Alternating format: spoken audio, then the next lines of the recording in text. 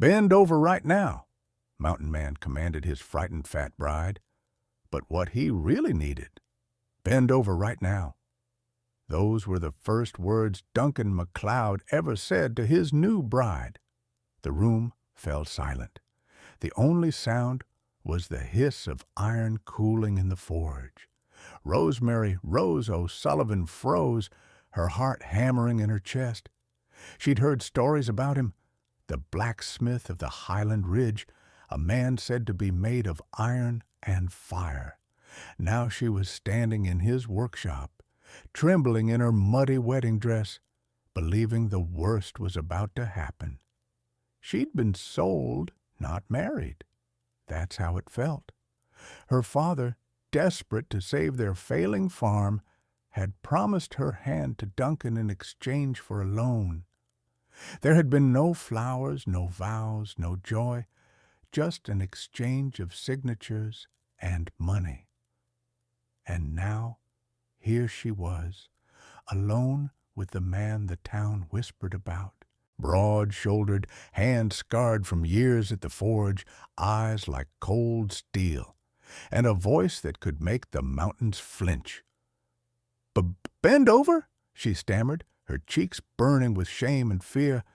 "Yes," Duncan said flatly, his expression unreadable. "Now." The weight of his words crushed her. She squeezed her eyes shut, bracing for humiliation. But before she could move, Duncan sighed heavily. "Look," he muttered, pointing to the floor. "You're about to step on a bed of hot iron shards. You'll slice your feet open if you don't bend down and pick them up." Rose opened her eyes, startled. On the ground lay dozens of razor-sharp fragments of metal, still glimmering with heat. He handed her a pair of thick leather gloves. "You'll last longer here if you learn to protect yourself first." It wasn't an order. It was a lesson. And for the first time, Rose realized, maybe this marriage wasn't punishment after all. Rose O'Sullivan had grown up in the shadow of failure. Her father, once a respected farmer in the valley below the Montana highlands, had lost everything to drought and debt. The crops had withered, the cattle had starved, and by the time winter came, there was nothing left to sell except his daughter's hand in marriage. Rose had always been called the soft one. She was softer in voice, softer in body, softer in spirit. Her curves had been the source of ridicule since she was a girl, a reminder, in her father's cruel words, of how much food she'd wasted. When he arranged her marriage to Duncan MacLeod, she didn't argue. She didn't have the strength to. Duncan, on the other hand, was a man who lived by the clang of iron and the rhythm of solitude. His forge sat on the edge of the mountain, a place where smoke and snow met in equal measure. The townsfolk called him the Highland blacksmith, half out of respect, half out of fear. They said he'd once been engaged to a woman from the city, a woman who left him when she saw how hard life on the mountain really was. From that day on, Duncan built a life that required no one else, no companions, no kindness, no weakness. So when he agreed to marry Rose, people whispered he did it for labor, for an extra pair of hands to cook, clean, and keep his forge running. They were wrong. He had his own reasons, reasons buried under years of smoke, guilt, and grief. When Rose first arrived, she was certain she'd made a terrible mistake. Duncan's words were clipped, his instructions precise, and his silences endless. The man barely looked at her, except to point out danger. The hot coals, the sharp blades, the horse's hooves. She mistook caution for coldness and care for control. On their second evening together, she sat alone by the fire, staring at her reflection in the kettle. Her cheeks were red from heat, her hair frizzed from humidity, and her dress still smelled faintly of smoke. This is what I've become, she thought bitterly. A wife no one wanted, trapped on a mountain no one visited. But then Duncan came in quietly, carrying a wooden tray. On it was a bowl of stew, steaming, hearty, full of vegetables and meat. He set it in front of her without a word. "You haven't eaten all day," he said simply. "No one survives this mountain hungry." It wasn't tenderness exactly, but it wasn't cruelty either. It was something strange, unfamiliar, a kind of respect she didn't know how to receive. When she murmured a soft "thank you," Duncan only nodded and returned to his forge. But that night, as Rose sat alone by the fire, she realized her fear had changed shape. It was no longer terror of what he might do. It was the nervous awe of a woman beginning to wonder what kind of man he really was. And somewhere deep in that mountain cabin, between the hiss of the forge and the crackle of wood, the first spark of trust flickered to life. The following days moved slowly, each one measured by the rhythm of the forge. Morning began with the crack of the bellows, the deep hum of the anvil, and Duncan's gravelly voice giving quiet instructions that Rose tried desperately to follow. He rose before dawn, his body moving with the discipline of a soldier. By the time Rose lit the stove for breakfast, he was already sweating from hours of hammering steel. She would watch from the doorway, fascinated by how he moved, every strike deliberate, every motion filled with restrained strength. Yet he rarely looked at her. When he did, his eyes seemed to weigh her, not with judgment, but with something unreadable. On the third morning, she gathered her courage. "I can help," she offered. "I used to mend tools at my father's farm." Duncan paused, glancing at her soot-smudged dress, at her trembling hands. "This is different work," he said. "Dangerous." "I can handle danger," she said quietly, though her voice betrayed her. Something in her determination caught him off guard. After a long pause, he nodded once. "Fine. You'll start with sorting iron scrap. No touching the forge until I say so." That day, she followed him like a shadow, carrying buckets of coal, wiping sweat from the workbench, and sweeping up shavings of metal. At first, she fumbled, dropping tongs and tripping over stray tools, earning a few curt grunts of correction from Duncan. But by afternoon, he caught her watching him work with genuine curiosity, her fear replaced by wonder. "You're not scared of the fire anymore?" he asked, surprised. Rose shook her head, smiling faintly. "It's beautiful. It's alive." Duncan stopped mid-swing, his hammer hanging above the anvil. "Aye," he murmured, "but it burns without mercy." Later that evening, the wind howled through the pines as a snowstorm rolled in. The cabin shuddered with every gust. Duncan secured the shutters while Rose stoked the fire. Suddenly, there was a loud crash. The stable door had flown open. Duncan grabbed his coat, but before he could stop her, Rose followed him out into the blizzard. "Get back inside!" he shouted over the wind. "No!"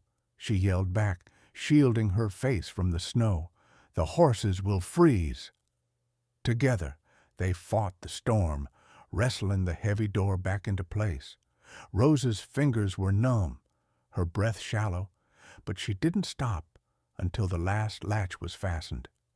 When Duncan finally turned to her, his jaw was tight with anger and something else. "You could have been hurt," he said harshly. "So could you," she replied, voice trembling but steady.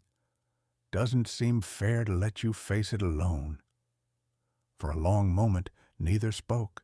The wind roared around them, snow swirling like ash.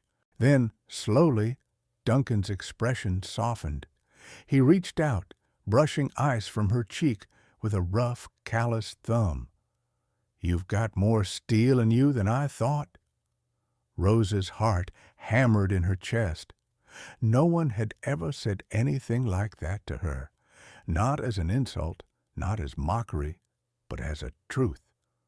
When they returned inside, soaked and shivering, Duncan threw a blanket around her shoulders.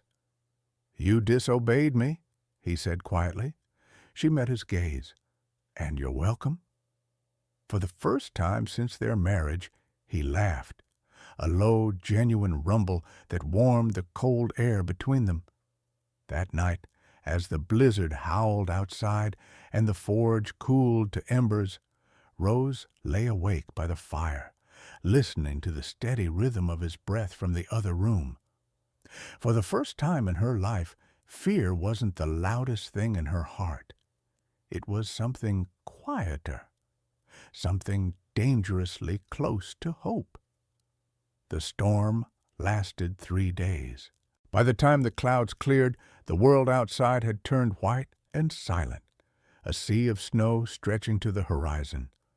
In that stillness, something between Rose and Duncan quietly began to shift. Their lives fell into a rhythm, one both ordinary and extraordinary in its simplicity. Rose cooked while Duncan worked the forge. At night, they shared meals by the fire, stew thick with venison, bread warm from the oven. Sometimes they spoke, sometimes they didn't, but the silences no longer felt sharp.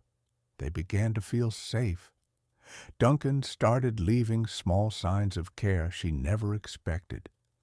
He reinforced the soles of her boots with leather so she wouldn't slip on ice. He built a stool beside the forge so she could rest while still keeping him company.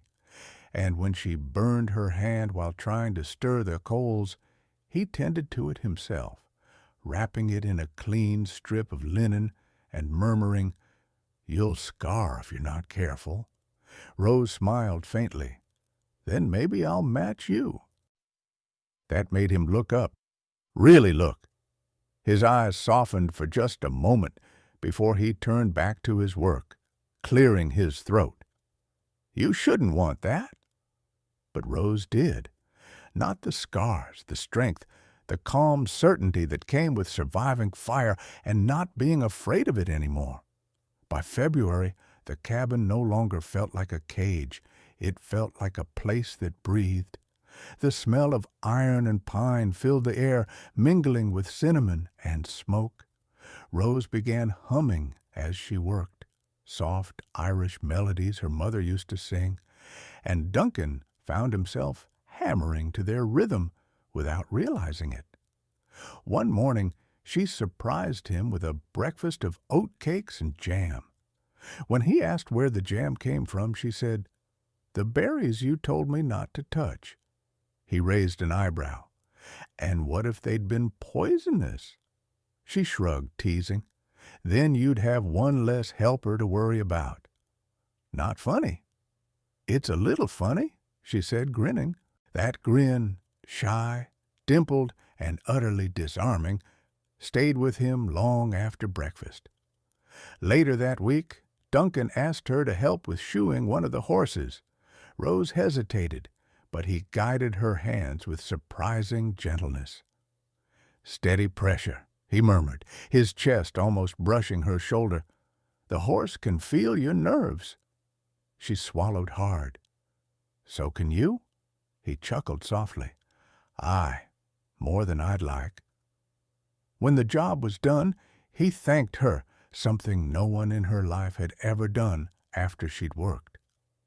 That night, Rose wrote her name in the soot-dusted corner of the forge wall, small and almost hidden. Duncan saw it later and didn't erase it. Instead, he wrote his name beneath it. Winter melted slowly into spring. Snow turned to mud. Mud turned to grass. Rose planted wildflowers by the fence line, and Duncan didn't tell her they wouldn't survive.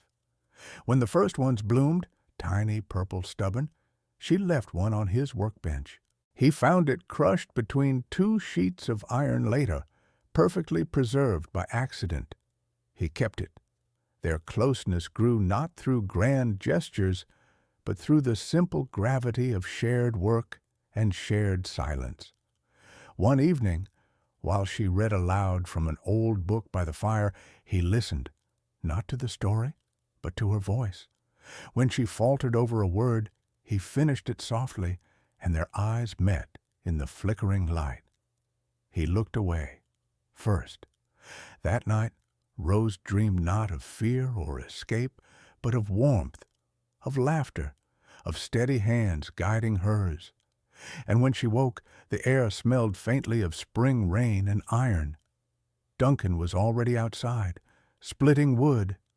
She stood in the doorway watching him work, the dawn spilling gold across his shoulders. For the first time, she didn't see a man of iron and fire. She saw the man beneath it, tired, lonely, human, and she realized that somewhere between the smoke and silence, her heart had found a home. By the time spring settled fully over the highlands, the cabin no longer echoed with loneliness. It pulsed with life, with the hiss of steam from the forge, the neighing of horses, and the quiet hum of a woman who finally felt she belonged somewhere. But peace on the mountain never lasted long. It began with a letter. Duncan found it one morning wedged beneath the door, a wax-sealed envelope from the town of Willow Creek. He didn't open it right away, only tucked it into his pocket. But Rose saw the tension in his jaw as he read it later by the fire. "Bad news?" she asked softly. He folded the letter without answering. "Town business?" But his eyes betrayed him. There was a flicker of something darker. Guilt, maybe, or fear. That night, he didn't come to dinner. The forge burned late, and Rose lay awake listening to the clang of iron long after midnight. The next morning, she found him sitting outside the cabin, staring at the valley below. In his hand was a small silver locket, tarnished but clearly precious. "Who is she?" Rose asked quietly. He didn't look up. "My wife," he said. Then, after a pause, "Was." Rose froze. The word was hung between them, heavy as smoke. Duncan sighed and finally turned to her. "Her name was Moira. We built this cabin together. She wanted to bring her family up from the city, but one winter she went down to fetch them and never came back. A landslide buried the road. They never found her." His voice cracked on the last word, and for the first time Rose saw the man behind the armor, not the mountain blacksmith, but the widower who had buried his heart with the woman he'd lost. "I'm sorry," she whispered. He nodded, eyes distant. "I didn't marry you to replace her, Rose. I thought I was done with all of this." He gestured vaguely between them. "But you came here, and the silence didn't feel so heavy anymore." Her throat tightened. "Then why keep it from me?" "Because I didn't want you to think you were living in another woman's shadow." Rose looked away, blinking hard. "I already did. I just didn't know her name." For the next few days, tension filled the cabin again. Duncan threw himself into work, his hammer blows sharper, louder. Rose tended to chores in silence, trying not to let her hurt show. But rumors spread quickly in small towns. When Rose went down to the market to trade goods, she overheard two women whispering by the well. "Did you hear? Duncan McLeod's new wife is nothing like Moira. Poor man must be desperate." "She's the farmer's daughter, isn't she? The fat one? I suppose he needed help carrying metal." Rose froze, her cheeks burning. She turned away before they could see the tears gathering in her eyes. That evening, she confronted Duncan. "You never told me people would talk about her, about me." "They'll talk about anyone who's happy," he said simply, "but I'm not sure I am." The words hit him like a hammer strike. She continued, her voice trembling. "I care for you, Duncan. I've tried to be everything this place needed, everything you needed. But I can't live here like a ghost. I need to know there's room in your heart for more than memories." Duncan said nothing for a long time. Then slowly he stepped forward, took her hand, and placed it over his chest. "You feel that?" he said. "That's the only thing that's kept me alive since she died. It's beating again because of you." Rose's eyes filled with tears. "Then stop hiding it." He nodded, not as a promise, but as surrender. Outside, thunder rumbled across the mountains, echoing through the valley. It wasn't a storm of rain this time. It was the sound of change, of ghosts being laid to rest, and love demanding to be seen in the daylight. The storm that rolled in that night wasn't of wind or rain. It came on horseback. By dawn, Rose saw riders cutting through the fog below the ridge, their torches flickering like restless ghosts. At least 6 men, armed and shouting. Duncan was already at the door, pulling on his coat, his face grim. "Who are they?" she asked, clutching her shawl. "McKinley's men," he muttered. "The company that's been buying up land. They want my forge." Rose's heart dropped. "You told them no." "I always told them no." He reached for his rifle, checking the chamber. "Looks like they've come to change my mind." Before she could speak, the first shot rang out, sharp, cracking the quiet morning air. A bullet struck the wooden post beside the window, splintering it into shards. Rose screamed, ducking behind the hearth. Duncan turned to her, his voice low but steady. "Stay inside. No matter what happens, stay down." But Rose shook her head. "I won't hide while you fight alone." He hesitated, torn between fury and fear. "You'll do as I—" "Don't you dare tell me to bend down and stay quiet!" She cut him off, her voice trembling with a courage that surprised them both. "Not now, not after everything we've built together." For a moment, silence hung between them, heavy and electric. Then Duncan's expression shifted. Slowly, he handed her the small revolver he kept on the mantel. "Stay behind me," he said, "and if they get close, aim low." They stepped outside together, the cold air biting their lungs. The riders approached, led by a man in a fine wool coat. McKinley himself, slick-haired and smirking. "McLeod!" he called out.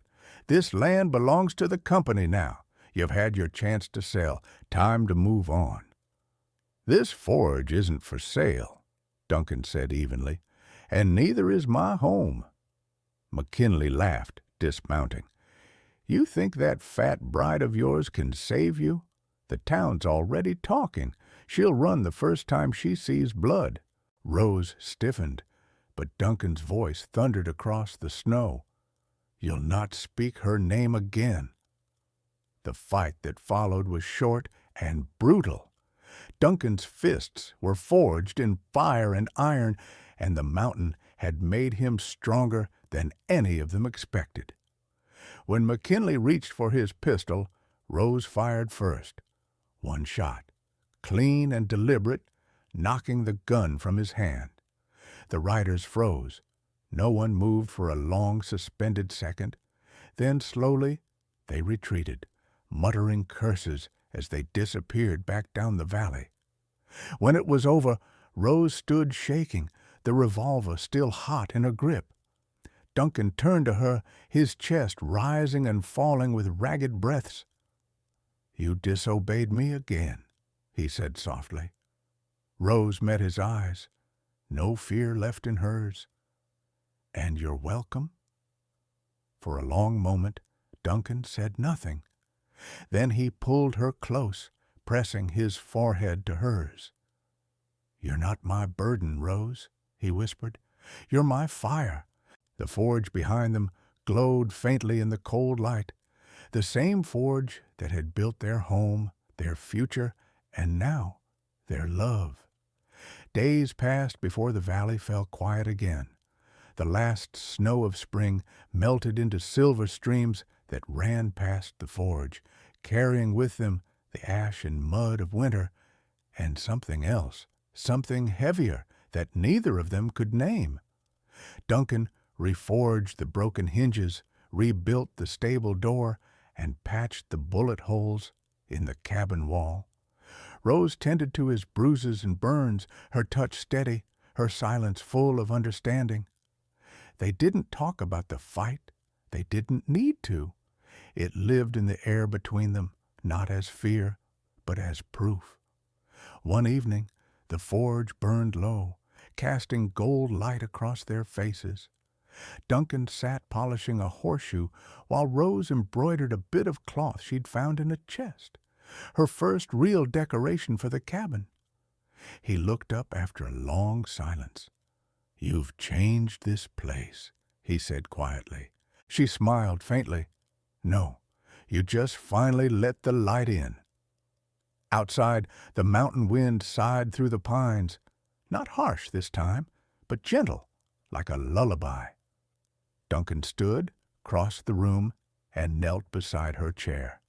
His hands, blackened from years of work, rested lightly on her knees.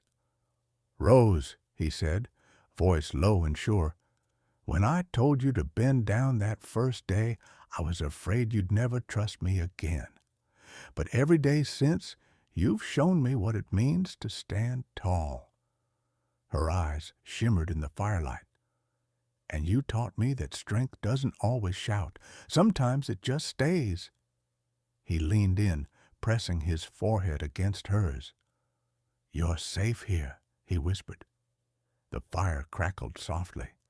Outside, the stars climbed over the ridge, steady and bright. For the first time, the mountain didn't feel lonely. It felt like home. Not every story of love begins with tenderness. Sometimes it begins with fear, with misunderstanding, with two broken people trying to survive a world that never gave them mercy. Rose and Duncan's story reminds us love isn't about bending to another's will. It's about bending together to build something stronger than pride, stronger than pain. Wherever you are tonight, maybe in a quiet room, maybe driving under a lonely sky, remember this: even forged hearts can glow again when they find warmth to return to. Tell me, where in the world are you listening from tonight?